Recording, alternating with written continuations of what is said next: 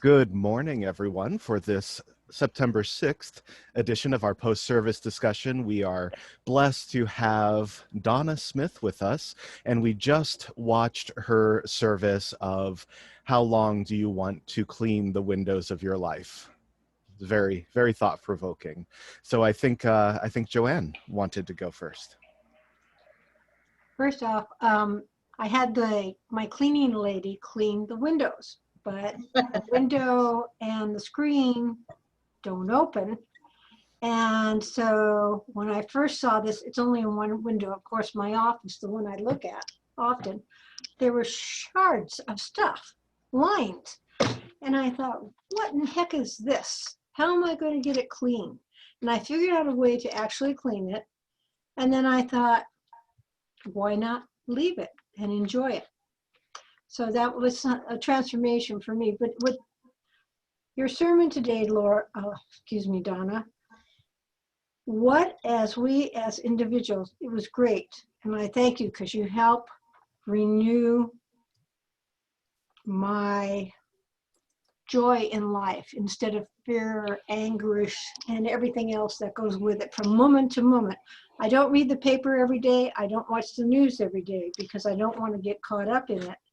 And yet it's important to be knowledgeable. So how do you work all this? The chaos now and wanting to be calm and loving to everyone. Well, I agree with you that we need to understand what's going on.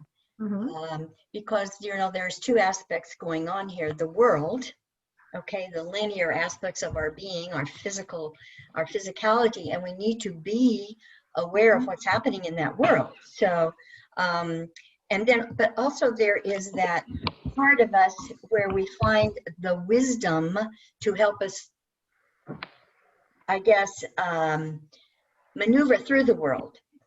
So, but what my message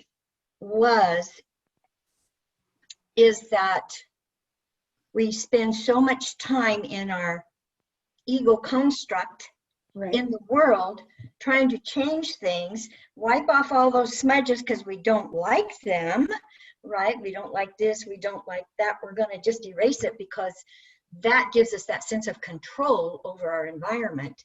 We have no control over our environment. That is that's an illusion. Let's put it that way. It's an illusion. But we do have control over how we respond to this physicality, which is real for us. So it's not like I'm saying that it's not important. It really truly is important because it is through this physicality in our relationships that we tend to learn our lessons, of course, and we tend to evolve, and that's why we're here, to evolve. And so as far as reconciling it, it's that knowing what it is and knowing who you are, and then you can reconcile it by using the wisdom that you have within you.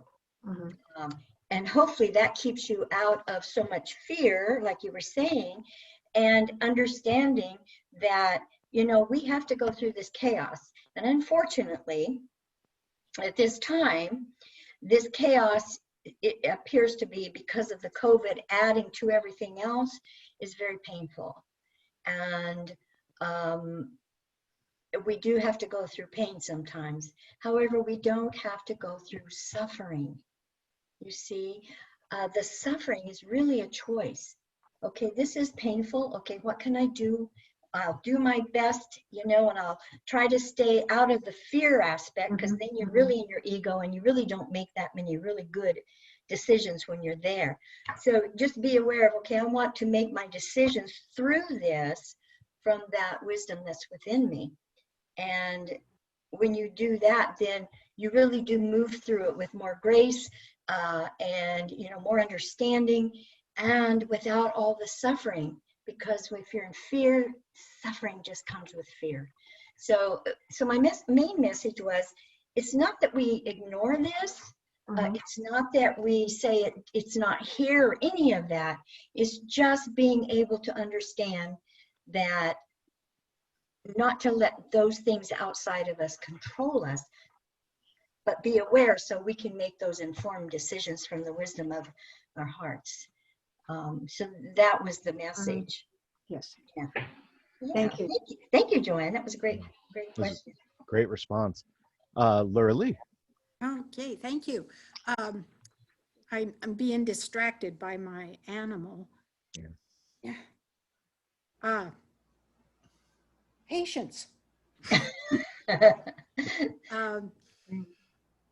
It was interesting, your whole talk this morning, because prior to my tuning in, I had been listening to an interview of an astronaut and their perspective at looking at the Earth from space.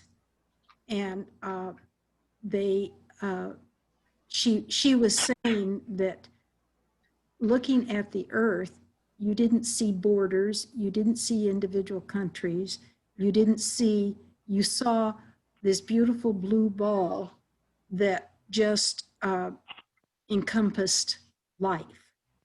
And and then to hear your talk, I thought, wow, she was looking through a window that did not have any smudges, and she, relayed it so nicely, viewing Earth and life, Mhm. as it is. I being so old, I don't really have that much fear. I do not fear dying. I do not fear. I have faith that things are going to work out for the best, and it's just it's like your talk before about the going with flow. It just, when we have colliding waters, you have to choose which flow you're going to go with. And I don't know, I have your talks inspire me for deep thinking for the rest of the day. So thank you, Donna. That's a good Thank you, sign. Marty. Yeah. Yeah, that is, especially for me. Yeah. It's interesting that you brought up the astronaut because, oh golly, what's his name? The one, oh. Neil Armstrong. Edgar No, Mitchell. Mitchell, thank you. He, when he was up there and he looked back on the Earth, he realized at that moment that it was beautiful, just like it is. And everything that was happening in our egos on that, well, I say egos, he didn't say that. Yeah. But all those troubles and everything meant nothing because it is, everything is so much bigger than we can ever imagine. And so, yeah, to relate that to the window, and that was a very good analogy there. Well, it was fate. The fact that I heard this interview on the radio and then tuned into your talk, I thought, wow, that's really amazing. Yeah. But, yes, keeping the faith. And as I said, I think I said anyway, the light's already won. It has to. And so we just have to keep going through this in our highest consciousness that we can, be in and keep that intention of increasing that, because that again is what's going to help us through this. And then again, doing the things that will help you go through it with the least amount of suffering possible. But we will get through it. I mean, Yeah. I am so sure that, we will get through it. I agree. Yeah. And we will all be the better for it. Yes, I agree with that. Yeah. Great lessons to be learned right now. I'm hoping. Oh, sorry. No, that's okay. Go ahead, Michael. Well, I wonder if you know, you've spoken very, Donna, you've spoken very candidly about some of the hardships and troubles of your life. And I wonder if you draw a parallel between those difficulties, those difficult periods that you went through, and then the difficult periods that we as a society are going through. Is that a fair, is that okay to ask? Is that? Yes. And if I understand your question, um, what I went through, especially going through the drugs, and I've shared that with everybody, Yeah. going through the drugs was a very painful but suffering time for me. Suffering time for me. And if I look at what I said when that I wrote from my heart, you know, if I knew then what I know now, kind of thing. And I think we can all say that. However, I did not know that then, but the lessons I learned were immense. Yeah. And I think as a whole, for humanity, you know, that moment of aha, if I knew then what I know now, is down the road a ways. And when we look back at what this is all about, we will realize and give more thought to, and probably realize in a more deeper way, maybe why we went through it, but how did it affect me, my heart, my response to humanity, my response to all of this. And so being in the chaos, like I said, is really required in order to move to a higher level. So I think when you put an individual going through that, humanity going through that, it's the same thing really, because we're all one anyway, you know. But yeah, I think it's all the same. And it is all about us being willing to, you know, go through it the best we can. And that'll be different for everybody. And that's okay. That's okay. Yeah. One thing I've noticed in talking to spiritually minded people is that, you know, the empathy that's gained from that suffering is an opportunity for empathy. You know, and that you can only really understand somebody else's suffering when you go through it yourself. And I just wonder, as a culture, if that's the lesson that we need to learn right now. I think it is very much, as I was talking about the drugs, and before I gained some understanding of why I did that, what I realized is I did that. It was necessary for me to understand what that is like, so that when I'm ministering to someone who is on drugs, I understand. Yeah. So that big aha moment came to me one time in meditation. When I was, you know, questioning myself, why did I fall, you know, and into the drugs and all of that stuff. And then I realized I needed to do that if I am to help others who are going through it, because I will have a greater understanding. And so I think that's why that's necessary. And that's why, I don't know if I shared with you or not, but I went through 2 days of where I couldn't find my connection to the divine, you know, and I struggled, because that is my, you know, my everything, is to remember who I am so that I can respond to life in the best way I can. I'd lost that. I couldn't find it. I couldn't meditate and all of that.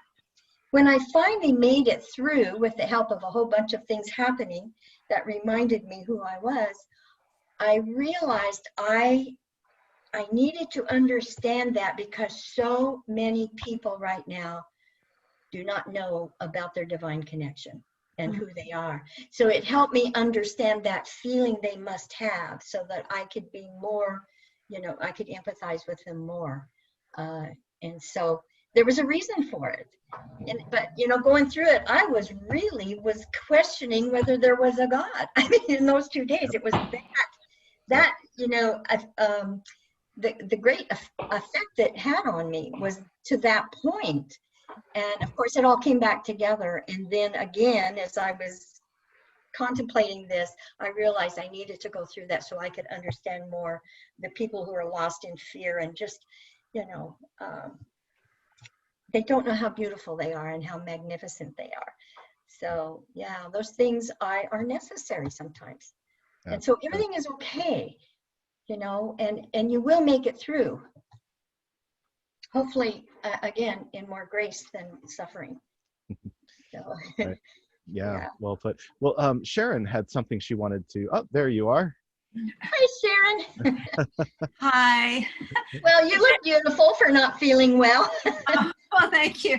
Is everybody reading the chat? Yes. Okay. Well, I'll just read it out loud. Okay. In the middle of your reassuring sermon, Donna, I knew I had to release something, and I've known this for years. I had to release something that someone had done to me 10 years ago. However, this young person, very immature, never accepted responsibility for the injury caused me. It is within my so-called power to exonerate him. Now, this means legally from a poor credit history, or to freeze his credit again for another 10 years. I know I am not responsible for his life as an adult. However, I do not want another person to be affected by his lack of regard for another human being. I realize the suffering I have had causes. I realize the suffering I have had caused me to judge that he might do it again. Of course, I don't know that. What can you say to help me be free from this dual burden for myself and for others? Well, you kind of said the word burden. Okay, you have put this burden upon you to protect others, and that's something we can't do. I mean, we could put them in jail, yes, something like that. But I'm talking about the emotions attached to it that you're still carrying around. Okay, it's you can't make anybody do anything. That's true. You can't really stop anybody from doing anything unless, of course, again, you throw them in jail or something like that. But to take on that onus that you're responsible for him not hurting anyone is totally unfair to you. That is not your responsibility. Now, when it comes to you and that relationship that you have with him, then you do the best you can to help you feel better about it, choose, you know, the right actions and everything. But there's nothing that you can do to prevent him from doing it again or anything else. You just need to be aware of how you're responding to what happened. And when I said in my talk, we have to forgive everyone and everything. And I'm very serious about that. However, when I say forgiveness, okay, I'm not saying you have to forgive actions. You don't have to accept the action, but you have to be willing to forgive that person on the level of your true nature, or it will affect you for a very long time.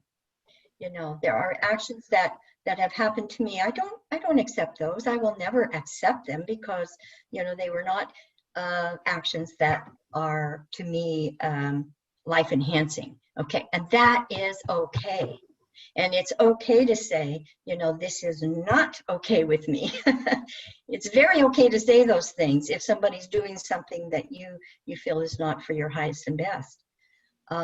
The forgiveness is, you've got to let it go from you. Really, forgiveness is about you only. It's not even about the other person. And even A Course in Miracles, which a lot of people have a hard time with, but in A Course in Miracles, forgiveness is forgiving you, yourself, for thinking that your brother or sister was in error or whatever. So, you know, that's really, really deep, I know. But that's the difference. That's the difference. And believe me, when you forgive, you will feel so light. You will gain so much more understanding about the process. And you will realize, yeah, there are things that I don't accept, and that's great. But I have to be vigilant, I want to say, in accepting that everybody's divine. Everybody makes mistakes. We've all made mistakes, and that's how we learn. But don't let them hang on your back. Don't carry them with you, because you will never be free. And right now we need freedom. We need the freedom to be who we truly are. That is really what a lot of the suffering is. We're hanging on to this stuff. And when you're dragging that stuff around, you can't even move to a higher consciousness because you're still in fear. And so that's why the forgiveness is so important. And so that was what my message was. Yeah, but don't take on the onus of another person. That's just not what we're here to do. They have to learn their own lessons. Yeah. While you were reading that, I was thinking, God, what a terrible position to be in. You know, that, but, and not, this isn't my Sunday, but is it okay if I ask, you know, do you have a sense of what to do, Sharon? I've forgiven him. Okay. Yay! No. It's just, it's this other part of it Right. that I can't seem to figure out. I say, yes, I'm free. I forgive him. Yes, but. But you You gotta feel, let go of the butt. yeah, How many times have you said that, Donna? Yes, but. but you feel a responsibility to protect other people from him. On, Well, you know, part of it is being a parent, part of it is being a teacher. yeah, Yeah. You know? yeah, And I get my role maybe confused with this so-called adult. okay, yeah, Yeah.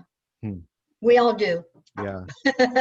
We all get our roles confused sometimes, and that's Yeah, okay. well, Donna, I don't think you could have come up with a better response. The whole time, you know, Sharon, the whole time you were reading that, I just thought, God, what a pickle, you know. And You know, yeah, maybe that's what's going on with my back. could be, yeah, It very well could be. yeah, Because that's a heavy onus to carry. mm-hmm. Yeah, And all of those things that we carry like that will affect us emotionally, physically, and until we can let them go and release them. I'm glad you've forgiven. That is really big. That's very big.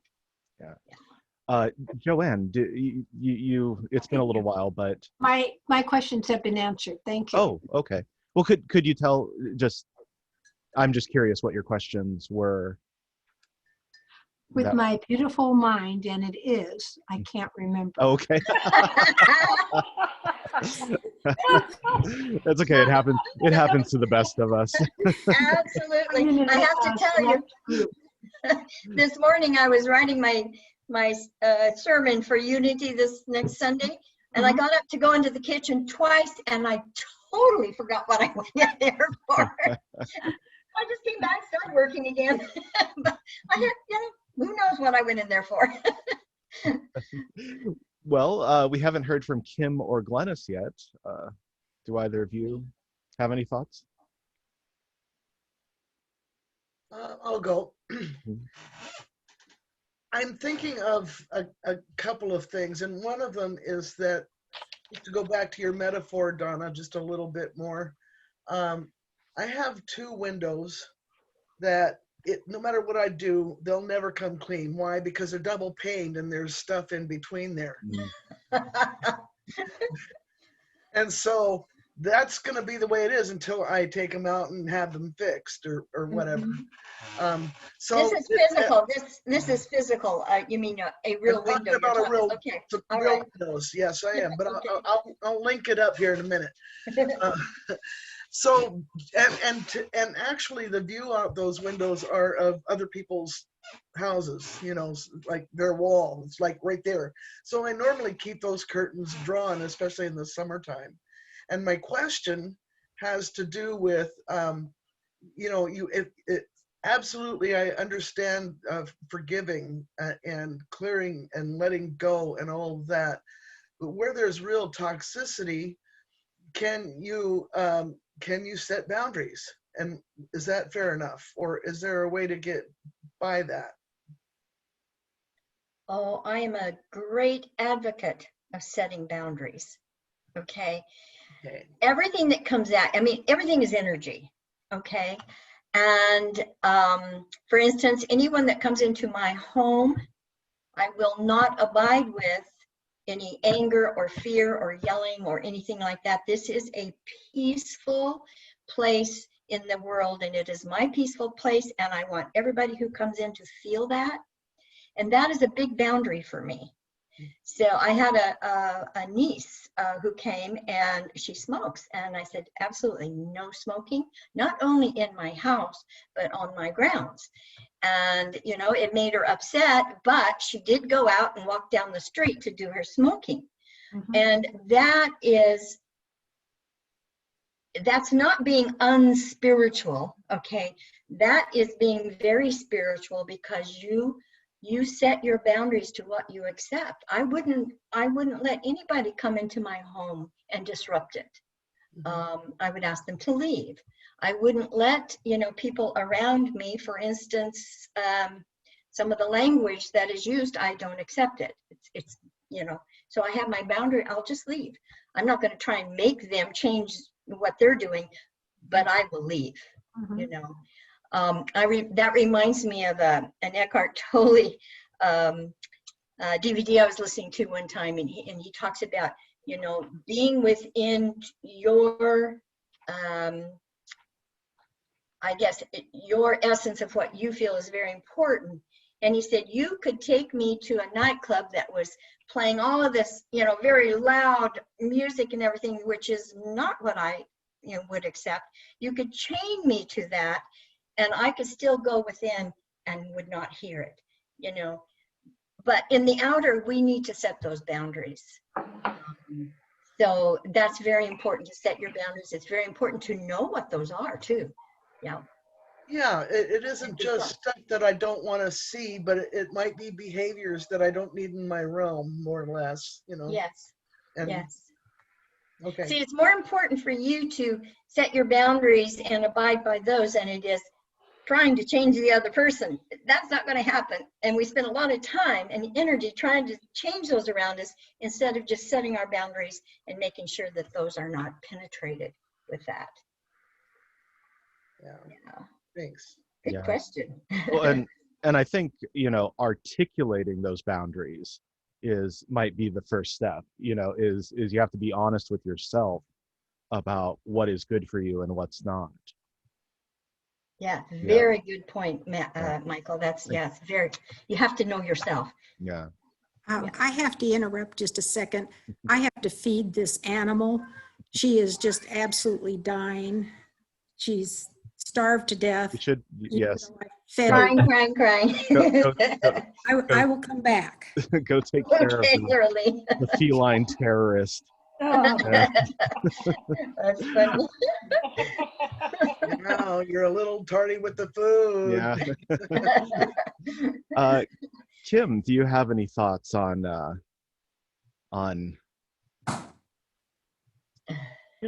what's being discussed? I have a person that I will never forgive, and it's just the way it is. And you know, I know God wants us to forgive everybody, but He understands where I'm coming from. They did something that I just can't forgive them for it. And I don't really have any fears towards anything, even this COVID crap. I have more annoyances because of all this COVID stuff. I have to do a lot more stuff at work than usual. And sometimes kind of dumb. I don't know. I just don't have a fear, because I know God has my back, and He's there protecting us. So I don't really fear anything. Whatever happens, happens, and you know, I just pray about stuff. Yeah, I think, yeah, you know, your prayers and keeping yourself connected to that divine essence of yourself is very empowering. And, you know, as far as forgiveness, sometimes it takes a while, you know, and actually, forgiveness has been an issue for human beings for lifetime after lifetime after lifetime, and again, you can only do what you can in your heart really do at the moment. And so you need to honor that, whatever that is, and you are evolving. You can't not evolve. And so staying in contact, with your divine essence will help you greatly. Yeah. But I understand it took me a long time to forgive something too. And a long time. Yeah, I have I've been angry at God for something that happened. And now I'm less angry. I'm more mad than angry now. And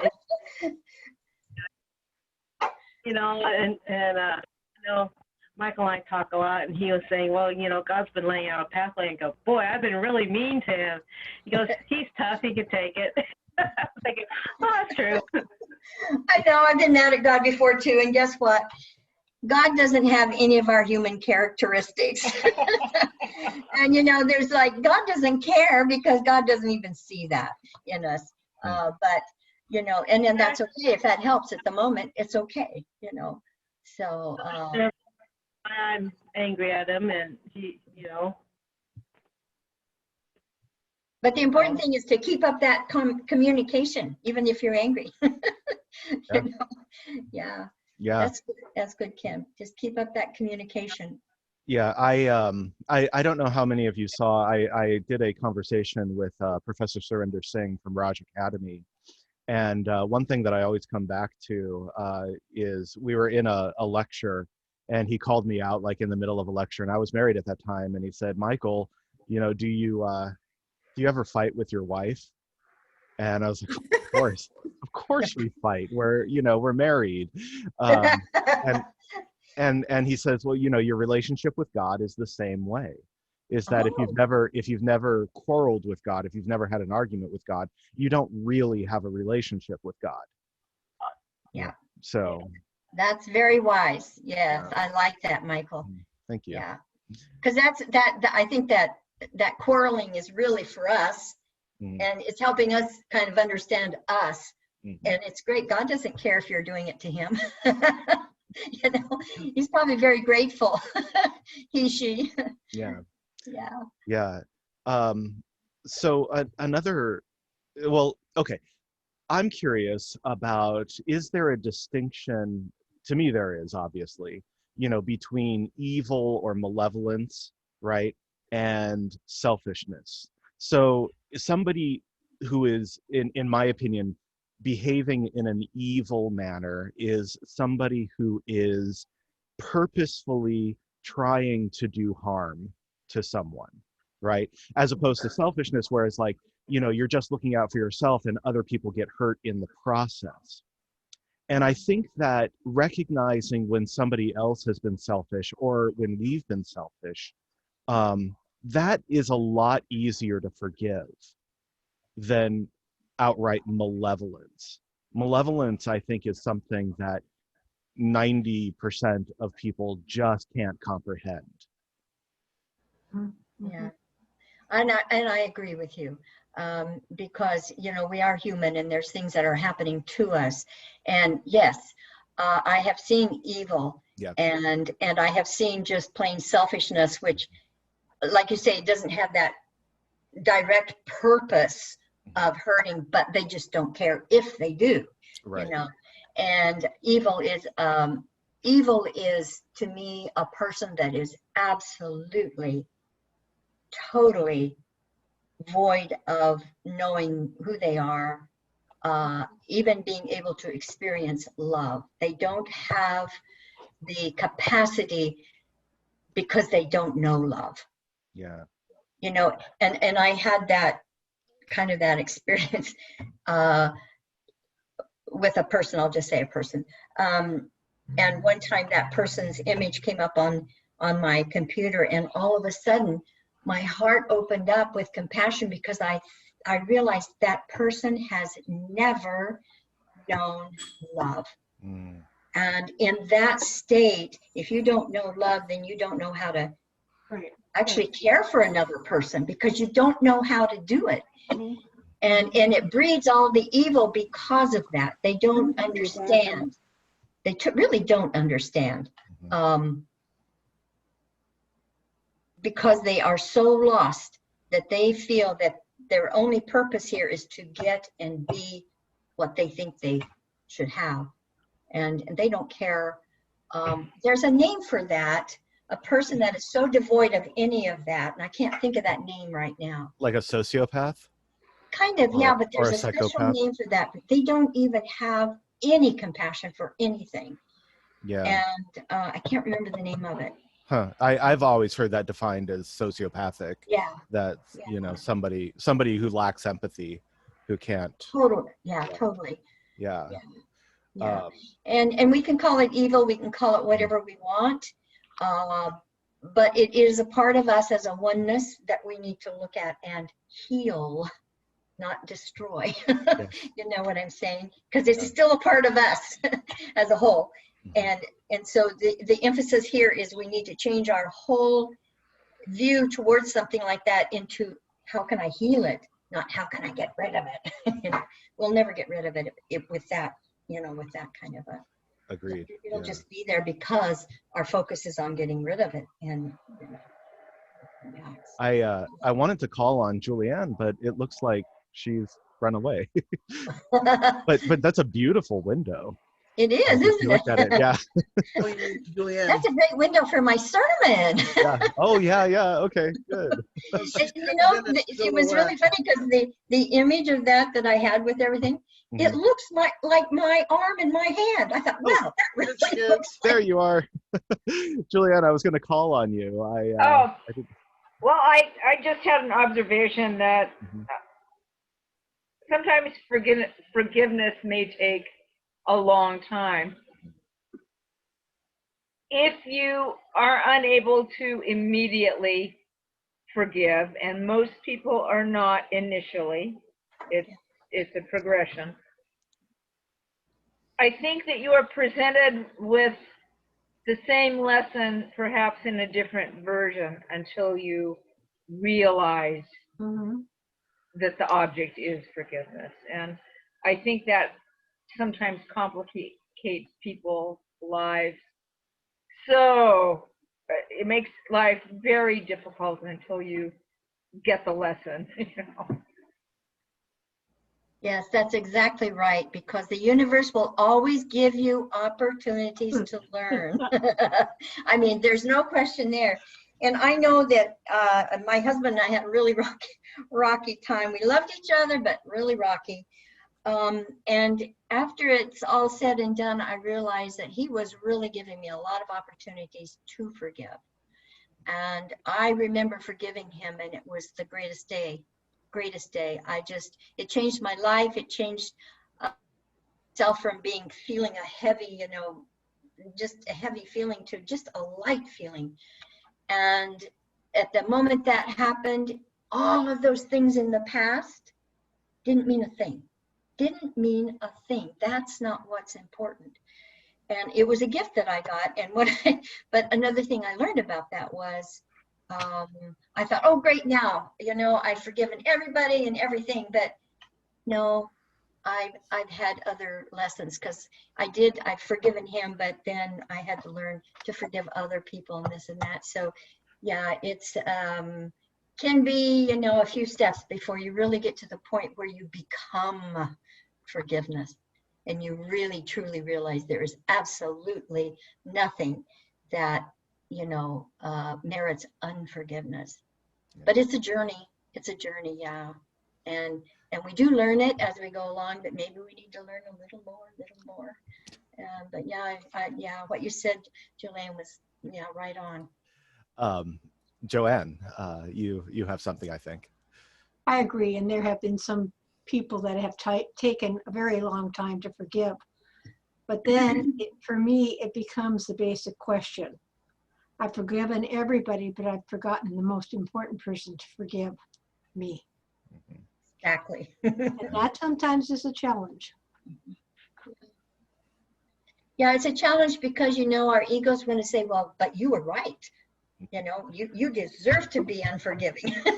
Right. And I want to tell you this then. I was going to be late for the sermon at 10:30. And out of my subconscious came, "You dumb ass. You're doing this." And I thought, I don't know where that came from, because yes, probably when I was a child I heard, but nobody I know in the sphere. And I was thinking, little ego, it's time for you to take a break. yeah, That language, "you dumb ass." Mm. I know what you mean. Yeah, you know, make a friend with your ego. You know, oh, there you are. I don't want to hear that anymore. Bye. You know, just make a friend with your ego, because if you try to destroy it, it'll never happen. Right. You know, you need to transform it. You know. Yeah. Laura Yeah. Lee has something, but that's a big aspect of neurolinguistic programming in psychology, is learning how to talk to that negative voice. So if any of you are curious about that, Laura Lee, go ahead. Okay, I'm getting a call from my son Scott, and I need to leave. We forgive you. Oh, Thank you. Yeah. If you knew Scott, you would. Yeah. Thank you. Okay, Laura Lee, thanks for coming on, hon. Yeah. You bet. Thank you. Take care. Bye-bye. Bye. Yeah. Scott is he's my brother, and he is a needy guy. So But you know, I've heard of that NLP, I think it's called. NLP, And- neuro-linguistic programming. Yes. Yeah, and I actually did a session with someone one time about chocolate. Oh, okay. And I just wanted to let go of that craving. And you know, today I can pass up chocolate anytime. If I want it, I'll eat it, but I can pass it up. I don't have that, gotta have it, you know, kind of feeling. So, you know, this was just the first step, because I wasn't sure about the process. So we did something simple, but it worked. Yeah. So it worked. Yeah. And Well, it's still effective. I always think of like, you know, your vices as a master and slave relationship, you know, that like, who is in charge? You know, is it your cravings that are in charge, or are you in charge? You know, and that helps a lot. It does, yes. Yeah, exactly, yeah. Remind yourself of that often. Who's in charge here? Yeah, well, as often And as then you can. say, well, obviously the chocolate. Right. But the NLP did help me with that. I was just amazed. Right. You know? That's And great. then she moved away, so I never have had another, you know, session. But yeah, it was good. Yeah. That's cool. Yeah. Well, any other thoughts from the gallery? I just heard from Connie, and she, I guess, is having some technical problems, and so she's sad that she hasn't been able to join us. But yeah. So, well, if there are no other questions, I want to thank each and every one of you for being here. Thank you so much, Michael, for facilitating. You do a great job. Thanks. And I want to remind you that we all are exactly where we're meant to be in our evolution. So, you know, please don't beat up on yourself for anything, but be aware of what you're doing. I love this process, and I teach it where you pretend like you step out of your body and just look at you. Okay, why am I doing this? What am I doing? Why am I doing that? And, you know, be that observer, that witness to help you. And it's very empowering, because you will have those epiphanies about yourself. Oh yeah, oh yeah, well, I learned that from my mother, but you know, I really don't like that anymore. You know, just amazing. So if you get into that habit of really paying attention to you, and you can get really good at it by stepping out, you can actually see yourself in front of yourself. It's pretty cool, you know. And if you don't, that's okay too. You can also look in the mirror as if you were looking at you, you know, and that's just as good.